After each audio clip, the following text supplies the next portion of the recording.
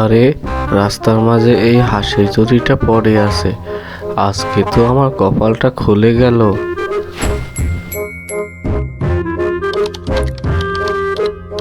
কিন্তু রাস্তার মাঝে এই হাঁসের চুরিটা কেন পড়ে থাকবে? কেউ কি আমাকে ফাঁদে ফালানোর জন্য রেখে গেছে?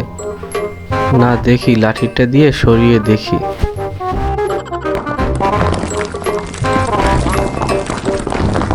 বাপরে, গল্পের জন্য বাঁচলাম। দেখলে বন্ধুরা, লোভে পড়লে এমনভাবে বিপদে পড়তে হয়। তোমরা কেউ লোভ করো না। আমার চ্যানেলটা সাবস্ক্রাইব করে আমার সাথে থাকো।